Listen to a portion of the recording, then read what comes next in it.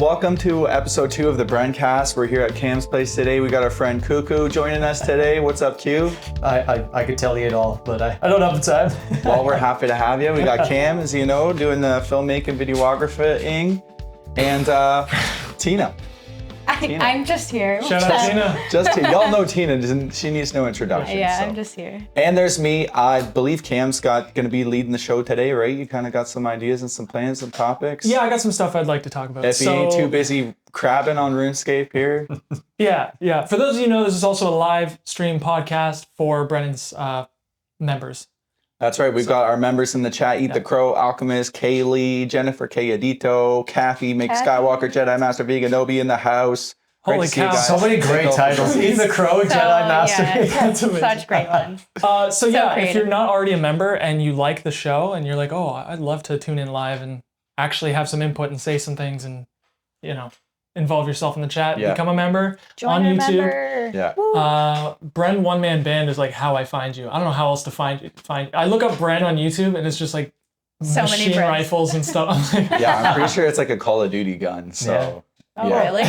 That's interesting. Well, So we got you are some direct shots, into the hearts of the audience. So you are operating like a machine. Nightly work lives, of I course. just write BREN One Man and you come up. Hey, there you Even go. BREN Music or BREN Guitar, you'll find it. But That's pretty good, man. I'll take it, man. yeah, Spotify, it's hard to find you. Holy cow. Oh, it's so difficult Well, on guys, Spotify. I'm an underground artist. We'll get there. Really have to get dig in on on it while you Spotify. can. Well, that's why supporting with live and doing your subscriptions. Yeah, if you want to get out of the needing 20 million plays on it versus 200 or 700 members, boom, you're good to live.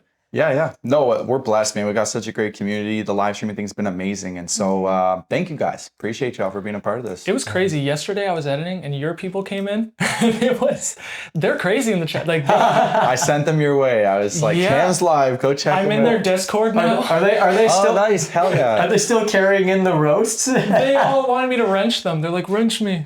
So Nice, it's- nice, everyone's nice. a mod. It's you get a little wrench beside your name. Yeah. They're a moderator in the Wrench chat. me. Yeah. So I've got like 10, I had 0 mods. I have 10 now. There you go. 10 mods And now you No, got some still good more ones. mods than me, Yeah. man. We need some more mods. We gotta keep up with Cam here. Who Yeah. wants a mod? Yeah. That's a You get a mod. You get a mod. Wrench me. Yeah. You get a wrench. No, it is interesting that, yes, you play music and you have your thing, but like the chat is just a whole nother dimension to it and they have their own existence now. It's like a life beyond BREN. It's so weird. Well, it's amazing when I'm doing a live stream, right? And I get requested a song I've never played before, and I have to pull up the chords and pull up the lyrics, and it takes a lot of thought and effort. You would know as a musician. I witnessed. You don't know the song. You're just okay. I'm gonna make it. I'm gonna figure it out. And so I'm reading the lyrics intensely, right? I got the lyrics on one side, and on the other side's the chat, and I'm sitting here just so focused on the lyrics and the chords and not messing up. And on the other side, the chat's just like,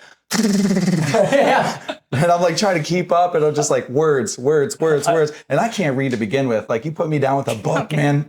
I'll make it through the first 3 pages if I'm lucky, and then I'm just I can't ADHD, moving on to the next thing. And they'll get you. There was one where it's play AC/DC in a polka or in a reggae. Yeah. And not only you have to, or whatever it was, you had to learn the chords, the new song. This may not work. On top of that, in a style that you don't familiar. It reminds me of Steve Vai auditioning for Frank Zappa. And then Steve Vai is insane, and Zappa's giving him impossible music. And then, he's like, oh, can you do that in 17/3 in a polka?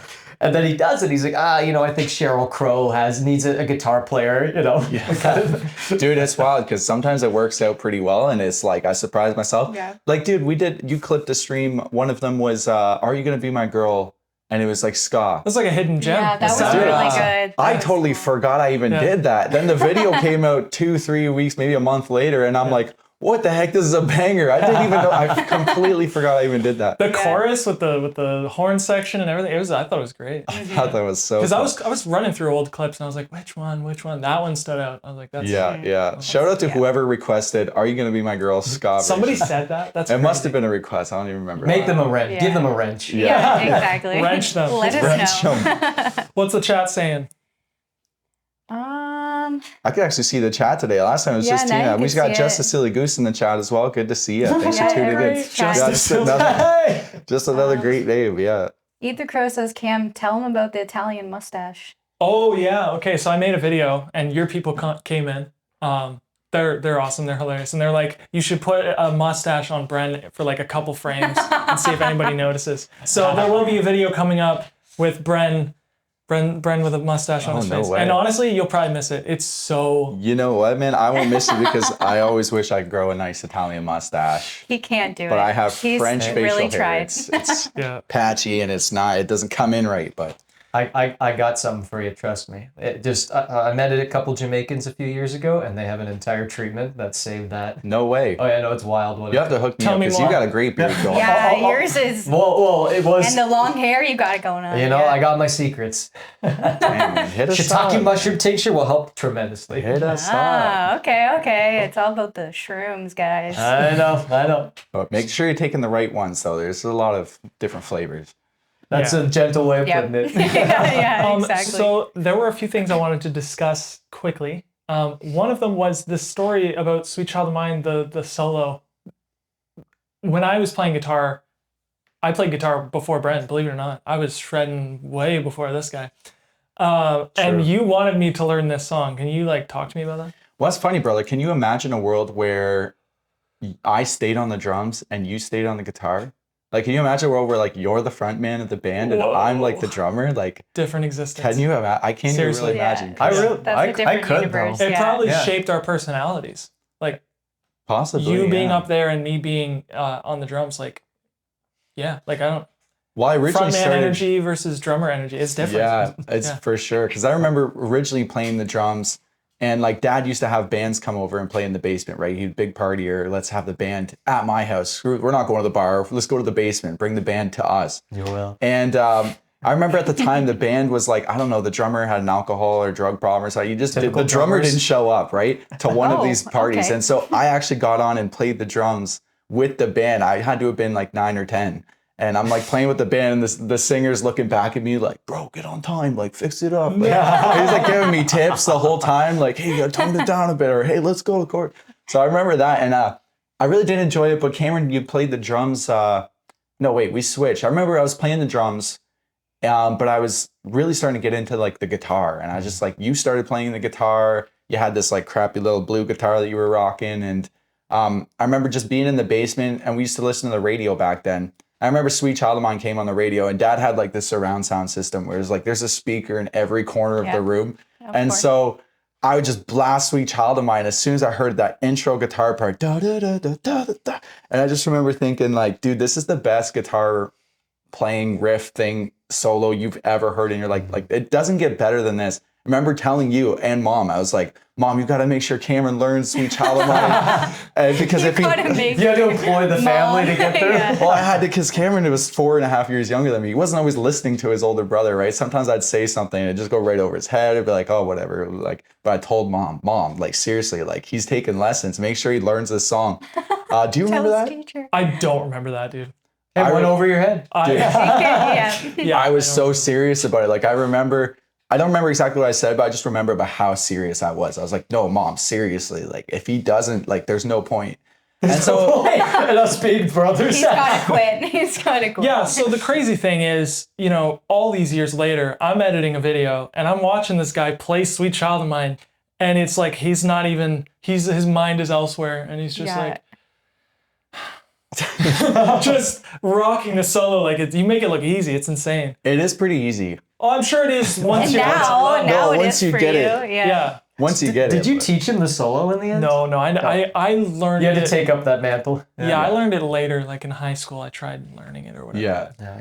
No, you quit guitar pretty early. I think you played for like a year or so Yeah. before we switched teachers. Yeah. We switched instruments because we were both getting lessons at the time. So yeah, dude, and that riff, I eventually learned it and just played the crap out of it. And that's probably why I could just like close my eyes and like, and you know, doing the one-man band thing, there's so many things you're managing: drum sound, mix, keyboard, the loop, they're pressing the right buttons at the right time. Then you're also the chat. Yeah, you're looking at the crowd too and making sure, hey, are the old people digging this one? Are the younger people? Are the people in the middle digging this one? How do I kind of manage the crowd? I'm always thinking about, I don't know, I'm a man of the people. I'm an entertainer. I want to like, that's why my set's so diverse too. You play Twist and Shout, and then you play Eminem, right? You kind of got this whole range of music for everybody. So yeah, it's just a lot going on. So maybe it looked like I was not thinking, but I was probably just thinking about 10 things at the same time. And the guitar was just auto in the background. But it was just a wild thing to see. I was live when I was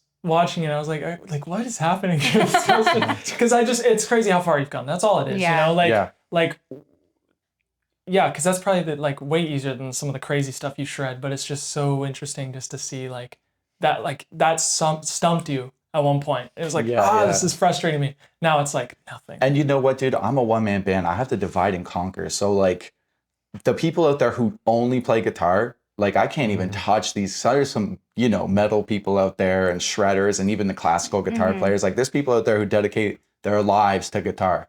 And yeah, I'm lucky I could even play that, considering I'm also trying to play this. And I've been playing a lot of piano these days, really trying to get my chops on that going so that I could just like not think. You guys know when we were jamming, I was always bringing the piano to the jam. The Aunt Robin jam is a stone in my mind of memory where just you're messing with all these tunings and you're trying to find the forms, and this lap piano that you brought in. I'm even going like, whoa, are you selling that? You know, it was sounding so spectacular. And to see where you're kicking in. It was really helpful to jam with you guys too, because like that's something that just how like when a looper, you know, I set a 10-second loop on the piano and then I just press record and let it play, right? Yeah. But when you're jamming, you're playing the entire song the whole time on the keyboard. And so it was just helping me to kind of iron out the kinks and figure it all out. But yeah, dude, I love it. I love it. Any questions from the chat? Yeah, how's the chat doing? We're chilling. How many shirts do you have? How many shirts do I have? Yep. That are Kathy. black. You know, every few months, we get a new batch of shirts, and we'll probably get like 4 or 5 new shirts. I don't know. I'm just always looking. If I see a cool shirt that I like I just go for it. And It's hard to say like I just bite the bullet. number. But honestly, dozens. Yeah. Probably up to like 30, 40, 50 shirts. I don't know. Something like that. When did that change? You wore black. When did that change? I know. It's funny because you guys are all wearing like my usual attire. Yeah, legit. I feel like the odd one out here in blue. But I think Tina was really the one who opened me up to like colors, because I was like Johnny Cash, the Man in Black, for like the longest time out of high school. Because I specifically remember getting rid of everything in my closet that wasn't black. I was like, oh, red shirt, out.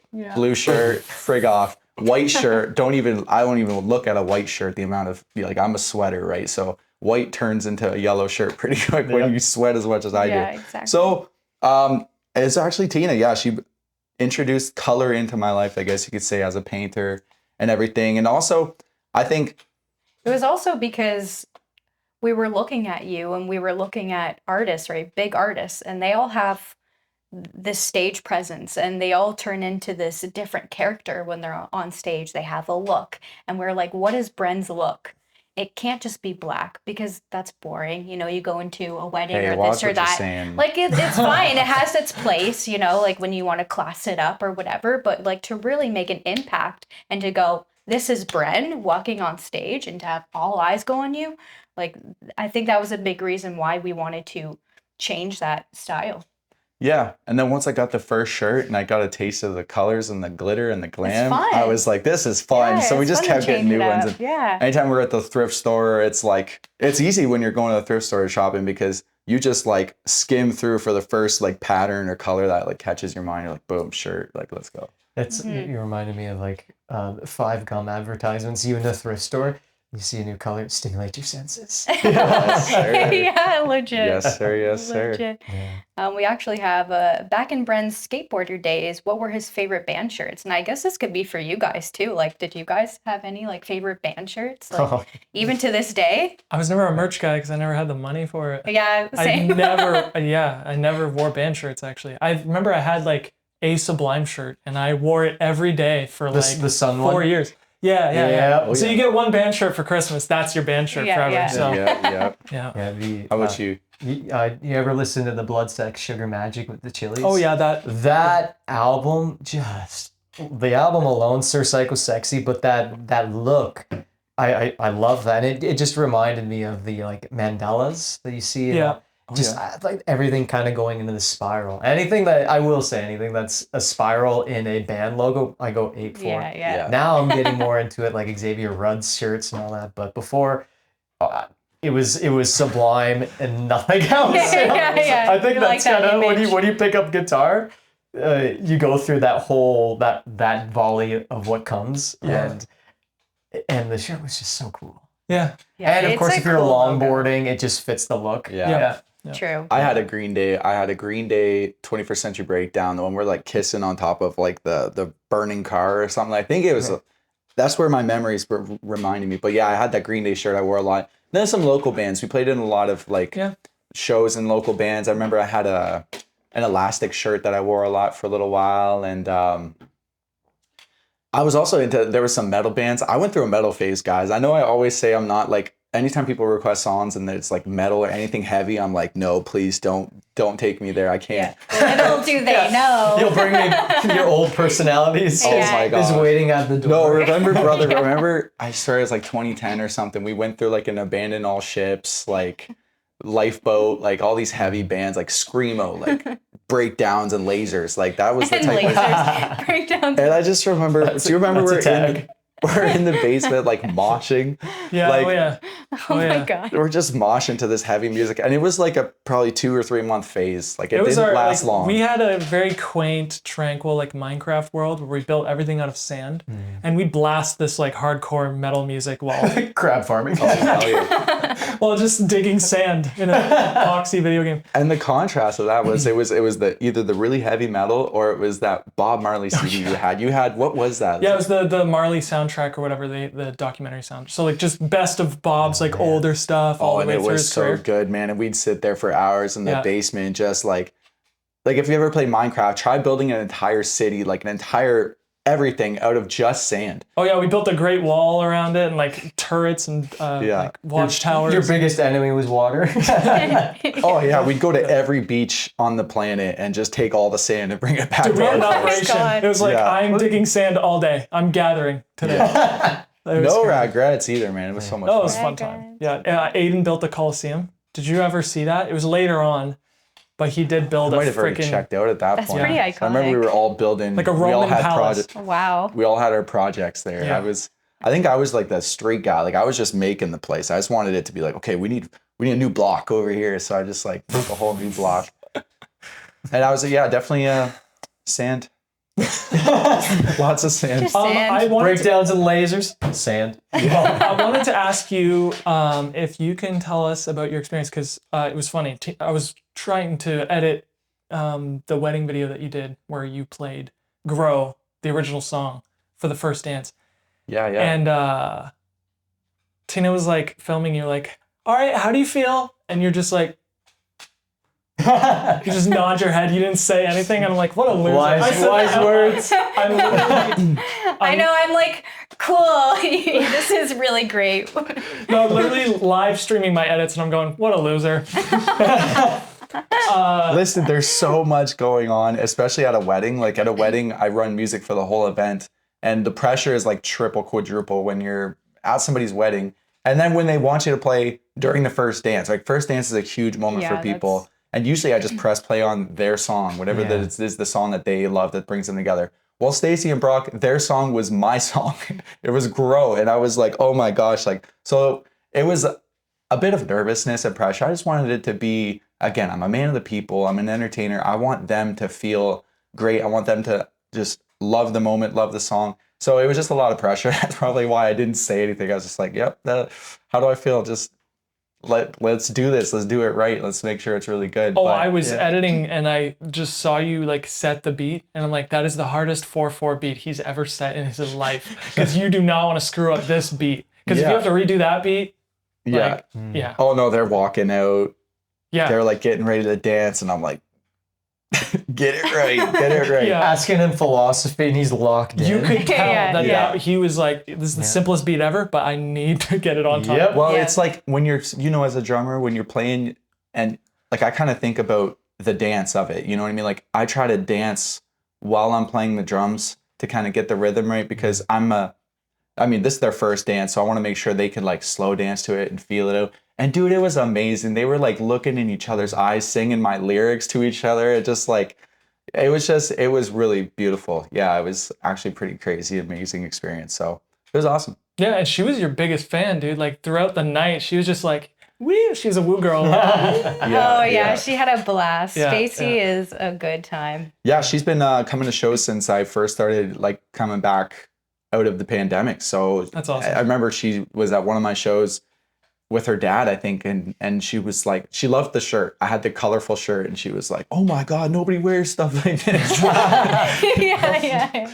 Yeah. So and then ever since, yeah, she just comes out to shows with her family and with Brock, and they just. Yeah, they're always on the dance floor. They're always having a great time, dancing with each other, looking in each other's eyes. Like you just see the love they have for each other and for the music. So yeah, it's just special, dude. So yeah, I was just really grateful to be able to do that. That's awesome. Yeah. Nice. Anything else from chat? Do you have a specific person or band that inspired you to keep playing music? And the chat also Great wants question. to know, Q, do you play music? Me, Yeah, let me real quick. dabbles. Let me tell you about my friend Q. Q, I met him originally, I think it was on Facebook. I saw him kind of like, he's always posting videos on Facebook. He was like at everybody's shows. He was like at this guy's show, at that guy's show, posting videos of everything. And then he'd also do videos of him playing his hand drum, where he's just like really cool, kind of like, it's just different. Like he's also similar to me, like a one-man band, but like I do the looping thing and he'll like play, he's got this foot drum now. He's playing the foot drum, playing guitar. And right away, I knew, even before I met him, I was like, oh yeah, I'd probably get along with that guy. And then I met him. I was out at a show. I never go out, okay? I'm so busy. I don't go nowhere. I don't do nothing. If I got free time, I'm trying to like relax generally, right? So one of those nights, I was like, okay, there's a band. It's Saturday night. I don't have a show. The blues guy? It was Ray and his friend there. That's it. Ray and CJ, right? CJ, yeah. Yeah, so they were jamming at the Elephant's Nest local bar here, and like I said, I never go out. But on this night, Tina's like, "You gotta go out. You wanted to go see." Thank you, Tina. Yeah, it's like you wanted to go see her. I was like, go by yourself. I'm not going. And I only know Ray because we play ball hockey together, and so I was like, okay, I'll go check out his show. And he also does like kind of country folky. What would you call it? Delta blues. Delta blues. Like he sings like Louis Armstrong. Yeah. Like he does Tom Waits of Louis Armstrong. His voice but is with great. finger picking, and he does the bass drum kind of things. Yeah. Yeah. So I got there, I sat at the bar with my non-alcoholic beer, and I watched Q's just in the front row. It was like him and two other people just dancing, having a great time. And finally I met him outside, and he's like, "Oh, you're Bren from, the internet?" I'm like, "Oh, you're Q from the internet." And then we met each other. Then he brought out his drum, and we sat on the sidewalk at like 1 a.m. playing the space drum, and yeah, just friends ever since. I remember when I met you, I was like, you definitely get along with my brother Cam. And introduce you guys. You guys have been great friends ever since as well. And but yeah, tell them about yourself, man. Introduce yourself, because I'm sure they'll see more of you on the channel and stuff. Oh, I'm sure I'll see more of you in general now. Yeah. I like to call Q the third Dubé brother. Oh. Yeah. The adopted. Yeah, he's the adopted brother. Well, I've over the time knowing you all, I've slowly, the vocabulary, whenever I talk to somebody that I'm really caring for, I go, brother. It's a lot of brother, yeah. Brother. You're knocking my live stream angles. Yeah. Well, oh geez, thanks. I just really want to know. Thanks for having me on this, and it's really bringing me back to when we were starting It's Gotta Be Good and just jamming, meeting up at Joel's Fire, and it's funny when you gotta meet my brother. I brushed that off for so long. I'm like, oh come on, I want it, and then I start meeting you, and I go, holy shit, you guys are the next level. But when we were jamming at Elephant's Nest, I was dancing, I was playing chess and I'm getting into drawing at that live venue. And you're at the corner and you're watching the music. And it's funny because you have this presence on stage where it reminds me of like Jimi Hendrix when I watch him live. And it's this too much. Well, not just the performance, but just the personification of that tuning. And that's well said. You're man of the people.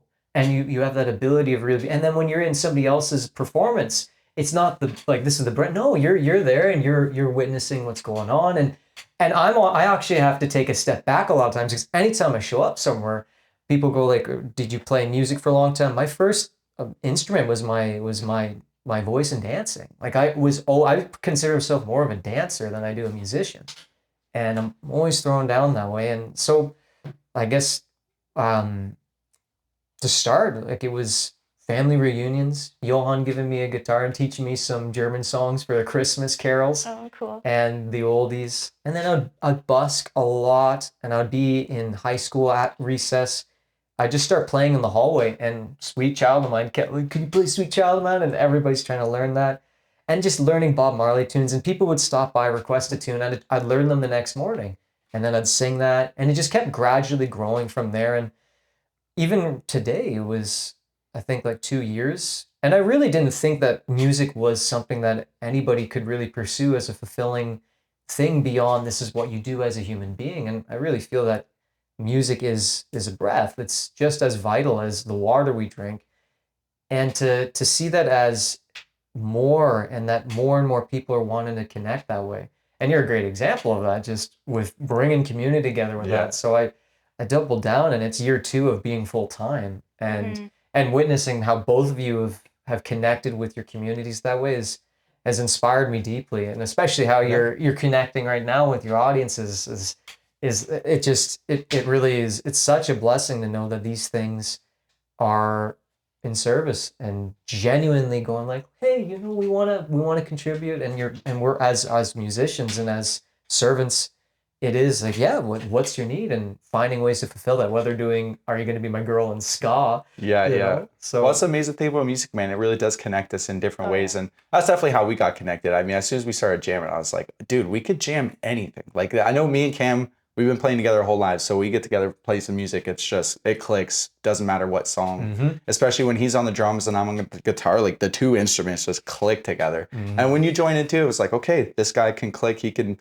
And it's tough. We played with a lot of musicians in our lives. Some guys, they'll take some practice before they can really get into the jams, or other guys are like only rehearsed. If it's not rehearsed, I can't do this. So it's nice to find another guy who's just available to just throw down and just, hey, let's try this, let's try that, see how that works. Let's jam on just some chords we've never played before. And, try me on the dance floor. well, I know you got some moves. I know, I've seen them. Yeah, I was gonna say, was there a point when you're performing where the nerves of course there's always the pressure just to lock in and things, but there was a point where it kind of clicked with me where I went, wait a minute, why am I so scared? Why am I nervous? And I'm going, it's when I start going, it's because this is the me show, then the nerves start to hit when you keep yourself in this container of how it needs to be, versus when I'm in an audience and I see somebody performing, all I'm filled with is just absolute like love and wonder.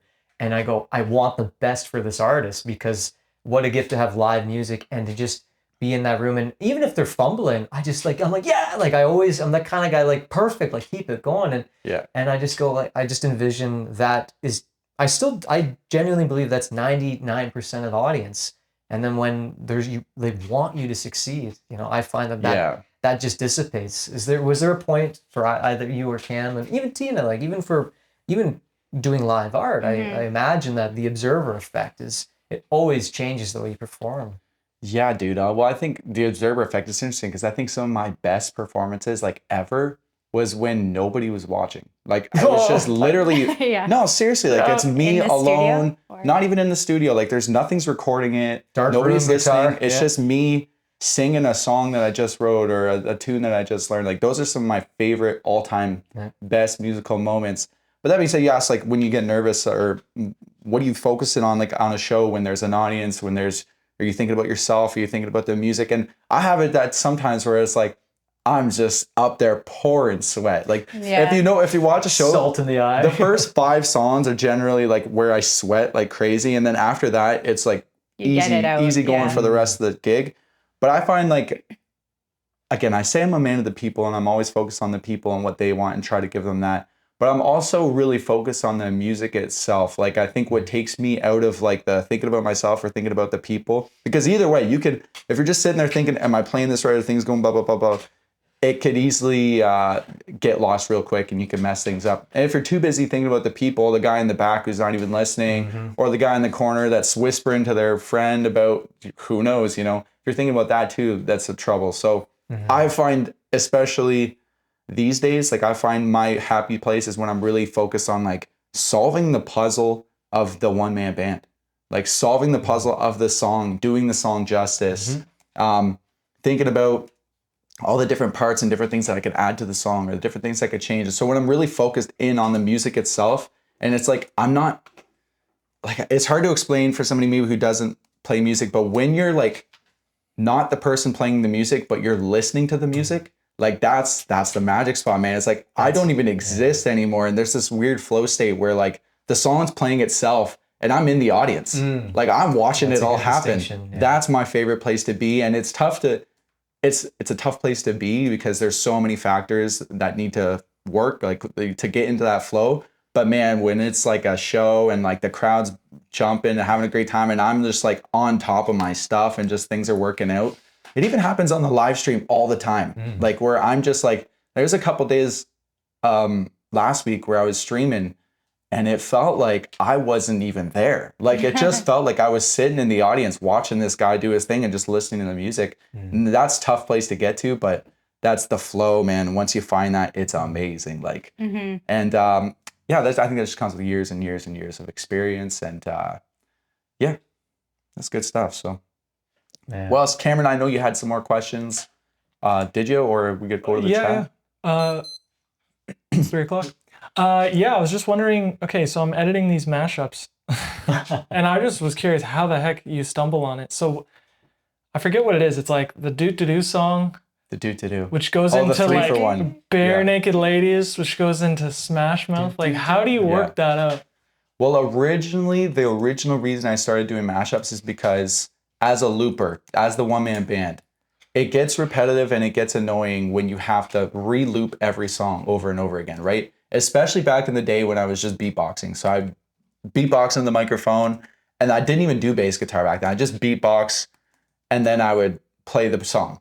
And it would just get kind of repetitive and annoying to keep doing the same thing. And so I figured, okay, especially on a dance floor, like I manage a lot of dance floors. And when I say I manage, I literally like, I'm managing what song's coming up next and what tempo and how they could, like I could literally tell when they're getting tired and when I got to play a slower song so that they could dance slow, catch their breath. Then you hit them with the footloose and they're back.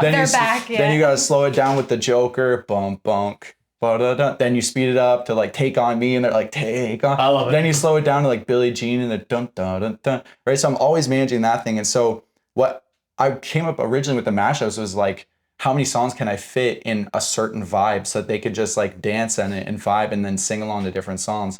And a lot of it like I'll legit go online and just go on YouTube and be like the Joker mashup and just like see who is people mash this up with other songs. Do they work? And then sometimes I'll just straight up like remember the chords and just be like playing a song, be like, hey, this is the same chords as that song. And I could probably fit these up. And sometimes like if you take a song like 1 Week and All-Star and Semi-Charmed Life, they don't actually have the same chords. They're actually slightly different, but they're in the same key. They're roughly the same tempo. And so you could kind of like maneuver it in such a way that it just works.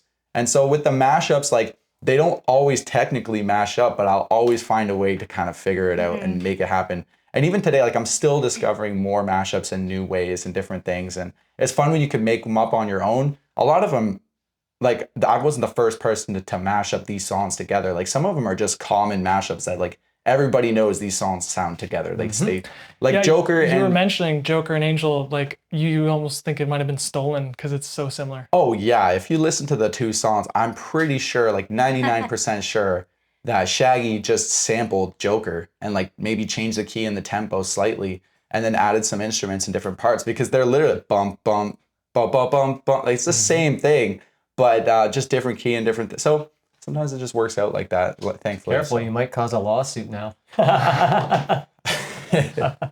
Can you imagine Shaggy in court? Shaggy fun. Yeah. No, the Joker, they see the stream, they go, Shaggy. I did not steal that song. Nope, we didn't say that. Now, one of my favorite mashups that you've done is the War Pig Sabotage. Ooh. Oh, it's so good. Yeah. I love that mashup. And then one that you don't play often is Basket Case and Sublime. Yeah. Basket Case and Santeria is a weird one because they're like the same. But you ever hear the song Canon and D? You know that old classical song? Oh, yeah. Dun, dun, dun, dun. That is literally Santeria and Basket Case. It's like the same thing. And so like, it's literally like they're two different vibes, two different songs. One's punk rock, one's reggae, ska, whatever you call it. And yeah, you hear the chords. I don't know, it's so hard to explain these things because as a musician, it just like clicks. And also because I've been doing it for so long, like I feel like I've learned a language that like very few people speak when it comes to like the one-man band looping and like performing live. Like I know I've met a few guys online who can do it as well. And obviously as musicians, you guys understand, but it's like, it's a weird language, man. And sometimes it's lonely because it's like, it's crazy. You hear things that aren't there sometimes. You're a wizard, Harry, and you're alone. Well, I always tell people, like, don't give me too much credit. I'm bad at everything except for this one thing. I've put a lot of time into it. I'm pretty good at it. Everything else, like, I'm half decent at ball hockey, but I'm not even that good at ball hockey. Like, there's some guys ripping on me. So that's just life, man. You kind of put enough time and energy into a certain thing, you get pretty good at it. I like to think so. Yeah, definitely. No, I definitely relate with a film as well. Like, I'm directing a scene and I'm shooting in certain ways and I'm telling people stand here, put light there, audio this way, and then I'm going to shoot. And then everyone's like, this is going to be shit. Like, this is not going to work out. Yeah, and then it just does because I'm the cook. I'm gathering my ingredients so I can go edit and put it together. Like, I'm editing in my head while it's being filmed. So it's like that. It's like a language that you just like, trust me, guys, it's going to work out. Just stand there, please. And everyone's like, no, but that doesn't make sense. And I'm like, it does, because it's movie magic. It's not, it's not theater. Yeah, and it's like a language that you're like learning and writing at the same time in a weird way. Like you're creating new words and new sentences that have never been created before. And once you get to that point, it's pretty interesting because it's like, it's just, and then it's hard to relate or explain it too, because it's like, it's all in your head making this weird sense that words don't necessarily always put it together. When I was doing Either Way, there was a particular shot that like just happened, and I was like, how did that happen? That was not planned. She was walking up to the house and I had the camera at a certain angle and I just happened to put the light where you can see shadows of leaves up on the house, and there was this orange light emitting from the window. So you had like the blue light with the orange light with the shadows on the house and she's coming up, and it was the angle, and none of that was planned. And is there a musical equivalent to that sort of thing? Because so much on set, just like some of the best things in the film just happened. Like, I didn't plan it, man. I think what you were describing was when you become the listener of the moment, when you're playing and you're in those states and it's happening, like you're in that moment, just like that scene appeared. Even though you orchestrated these things, you like life comes through the page and it comes through this. And that's where I find these mediums are really not just, the word's not captivating. Like it's like soul nourishment, because like you're placed into these timeless zones, and so much of our life is kind of like reducing these things to like your A, B's, and C's. But when these like eternal processes happen and you get to witness it and you're conscious that it happened, that's the miracle. And then being conscious that, whoa, I'm in the audience, and the song plays itself happily through you. But some happy accidents happen, like you said, like sometimes things just fall into place, or like something even on the keyboard. Sometimes I'm not traditionally trained on the keyboard. I've only been learning for 2 years, and I don't really watch any lessons either, like YouTube lessons. I kind of just, once I figured out the chords, I just kind of like made it up as I go, and just boom, I got the chords. I could figure it out. But sometimes you hit a wrong note, and then that wrong note actually sounds amazing, and you're like, wait a second, I'm gonna hit that note every time because it's just something there. Or like, as a looper, when you're looping things, you're layering instruments. Sometimes you layer something that just so happened to change the whole feel of the song. Like maybe it's an off, you hit the hi-hat on the offbeat and it just gives it this whole like swing that it didn't have before. And now it's got a whole different vibe, a whole different thing. So, and sometimes, I don't know, there's just play. You're just playing around, messing around. Like to the audience, maybe it sometimes looks like everything's perfectly calculated and figured out, but spoiler, I have no idea what the heck I'm doing, man. I kind of have a general idea, and then I'm just like, when I say solving the puzzle, like it really is kind of like, and then also as someone who Tina says, if you went to a doctor, he would 100% diagnose you with ADHD. And it's just like, dude, it's like this weird thing where it's like, I like the challenge. If it's too simple and I'm too bored, then I'm disengaged and I'm not at my best. If it's too complicated, then I'm stressed out and I'm sweating. And then it's like, so there's this happy medium of like a challenge that makes it all work. So yeah, it's a lot of, I don't know, I'm still discovering it all, which is fun.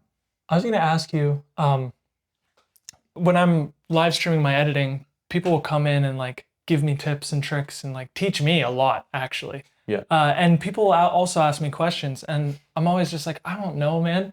Like, I wonder if there's like the musical, and I'm sure there is, the musical equivalent of like yes, you play guitar, you have the skills, you have the muscle memory, you can like work those things out, and then you feel out the song, you have the rhythm, you have tone, all these things. But you're not classically trained. You didn't go to school for this. You can't write a freaking book on it. It's like there's something inside of you that comes out, you know?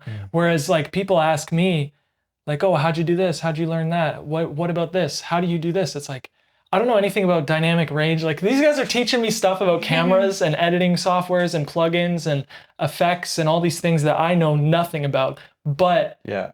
I somehow made a feature film. And I can't even like tell you the first thing about people are like, oh, do you like the new whatever that just came out? I was like, I don't know anything about cameras. I don't know anything about microphones. I don't know anything about acting.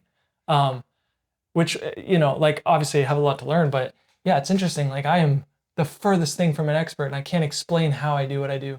But is there that sort of thing for you? Oh, definitely. Well, even just in my last gig, the CEO of Royal LePage was there, right? And he came up and sang a song with me. And then at the end of the night, he was like, dude, how do you remember all the drum parts for all these songs? Like, where's the notations? Like, how are you reading the notations?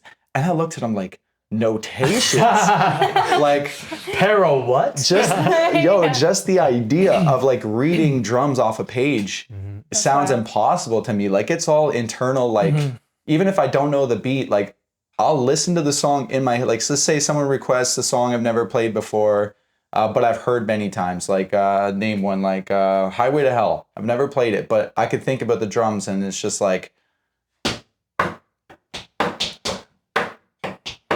I'm listening to the song in my head. That might not be the original drum beat, but it's like roughly the tempo and maybe it'll work in such a way. So like, there's a lot of just making it up as I go and really running on instincts. Yeah. Like you got to run on instincts. I know as a painter, she goes into every painting, I'm pretty sure, with no plan. Yeah, no, it's just kind of like go free. And then you can I feel like you can kind of visually see it too, probably. Like, well, it's less visual and it's more because you think visual because you see it. It's like I hear it. Like when I tell people 24/7 there's a song playing in my head, that's not an exaggeration. Like there's some stupid song. It's either a song I really like or a song I don't like or a song I heard recently playing in my head in the background at all times.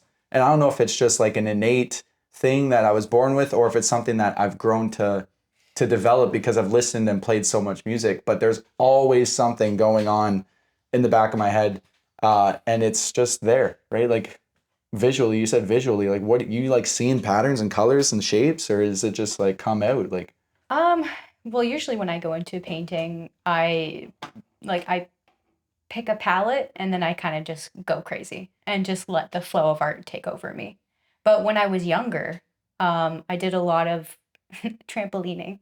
And I never was taught like how to do a back handspring, never was taught how to do a backflip, but I would go on the trampoline and I would just visualize, okay, this is how I would flip my body, and I would just do it. So everything that I've ever learned on the trampoline, I've just visualized and taught myself. So like I kind of understand what you mean when you say like you hear things in your head. Like I guess I see things. Yeah. You know, like I could figure out how to flip my body without anybody telling me how. That's cool. Which was probably not a good thing to do. But that's a little dangerous. I would just do it. And then I would learn it on the trampoline and go down the street to the park and just go run it. And do flips on the grass. Yeah. One question I have just for anybody, and I know it's a long podcast, anybody who might be wanting to get into that sort of stuff, my question is, how much does that stuff matter? Because it obviously does. Like you know a certain amount of the tech and you've learned a certain amount about chords and whatever. But like, how much of the pie is that, you know? What percentage, if you had to give it like a number? Because for myself, just offhand, I'd probably give it like 15%. Like having the right technology and having the right whatever. Obviously as a looper, it's different, but I just mean having the skills to play music and to do what you do, you know? Yeah, I don't know what you mean by that. Like somebody will say, oh, I'd love to do what you do, but I don't know if it should be the head rush looper or the this looper. Like how much does that really matter? Yeah, that's that only matters once you get to a certain level. Like I started with one channel and all I had was one channel. It's like, bro, you got like with one channel, basically you could add a drum layer and then one more thing. And then all you can do is take out that other thing and go back to the drums and then reintroduce that and then take it out. So like I started with just that, but technically like you don't know what you don't know until you know a few more things. Right. And so like every day that I know something more, I'm like, oh no, I know more, but I also know that I know less. Oh no. It's like trial and error almost, and you built yourself there. You didn't just like dive into a mountain of gear. Yeah. No, the great thing is when you could watch an old video from like 6 months ago and roast yourself and be like, yo, 6 months ago, I was trash. Like legit, like 6 months ago, if I watch a video from 6 months ago, I'm embarrassed, slightly embarrassed at what I did 6 months ago. And that to me is a good sign that you're making progress and you're taking steps forward, right? Because it really is like one step at a time. Like I wish I could like learn saxophone right now. Like I want to play a saxophone so bad. I want to be able to just rip piano. So I want to so bad, but I also have enough experience to realize that you gotta put the time in. Hours and hours and hours and hours and hours and hours and hours. The amount of time I put on just guitar, like that, the sweet child of mine happens effortlessly because I've played thousands, like no exaggeration, thousands of hours of guitar. I've sat there and we've watched, pretty sure we watched the entire series of Lost and I played guitar the whole time. Like it was just ripping scales, ripping things subconsciously, doing this while watching that, like dividing my attention. Like so much of this was before you ever looped as well. Oh yeah, definitely. Yeah. Like, but even I guess I'm more like, I did learn the piano in just like the last 2 years. Like that's pretty exciting just to get that far in just 2 years. And that was like, I showed you the graph, we did a video about it. Like the first month I played a lot of piano and then the next 6 months I barely played at all. And then I picked it up again and my minutes went up like crazy. And all of a sudden, like you just see like it really is time and energy and effort. And if you're willing to put that stuff in, it sounds so like basic, but it really is that. Like that's put the in truth. the freaking time. That's with any art. If you want to be a good videographer, put the time in. You want to be a good musician, put the time in. You want to be a good artist, put the time in. Can't expect it overnight. Well, you have to put the time in. Well, a lot of that question is like simple, and that's the most complicated form. And it's sort of with that is like, it depends on where you're going in the context. So how much gear do I need to go? If I, like, for example, let's say you're going camping, it just so happens to be at your friend's backyard. You really could just have a pillow, and then when it gets too cold, you just go in and have a chalet bath. But if you're going into something where you have to literally survive for 3 days, or whatever it may be, it could be the context of 3 hours at a wedding, then, well, do you want people to hear you? You might want to get a microphone. What kind of microphone? What one have you used? And like, really, it's kind of one of those things. It's like, when you're hungry, you eat. What do you need to eat? Is there a banana available? Like, it really just get yourself through that. And then over time, your palate expands and recipes form. Then there's willingness. And then the hours to learn are not, it's not, like it's like consciousness. Like when you're trying to get into these states, it's very difficult. You're cramming in, but the moment there's this spirit of getting and learning these gears, they find you, and then you start to see it. Like, don't think of a red car. Now all day, all you see is red cars passing through.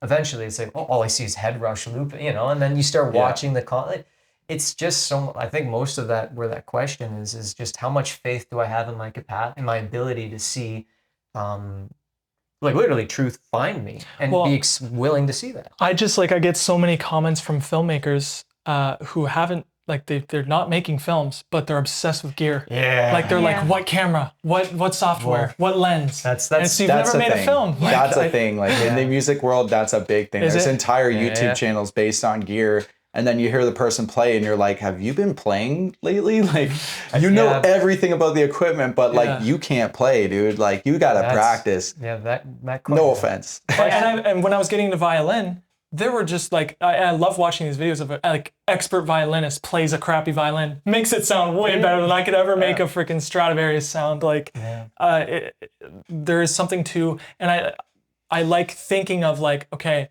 I've lost everything.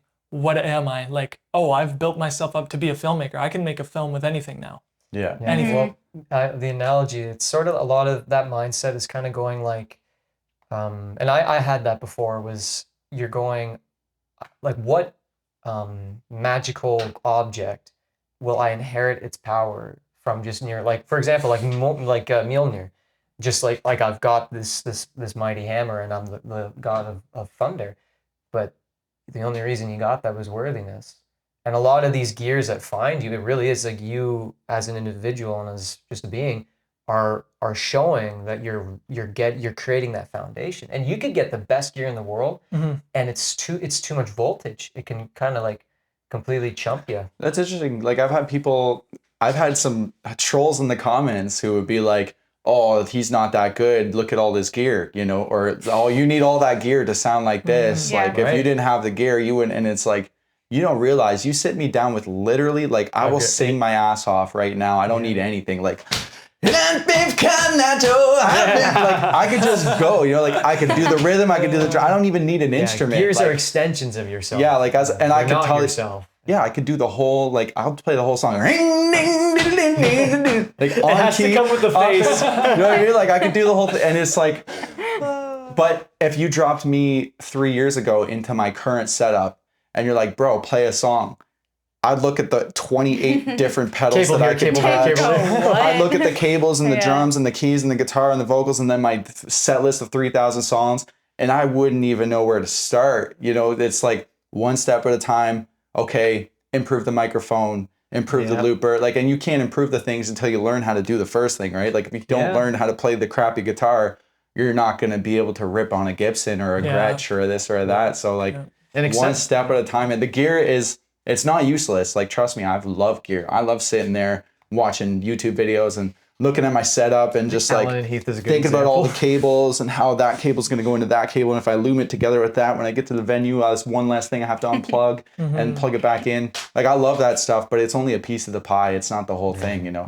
And I hope we don't get copywritten for Cotton Eye Joe, guys. Well, because you it's actually past the 4-second mark, you're getting in trouble. And it was an acapella. It's more, you know, it's it's okay. It's covered. I was just wondering what is the chat saying, and we should wrap this up soon. Yeah. Okay, I think we should wrap it up on this question from Kaylee. Is a good question. If you had to choose a different career, if you couldn't sing, like, what job do you think you would have instead?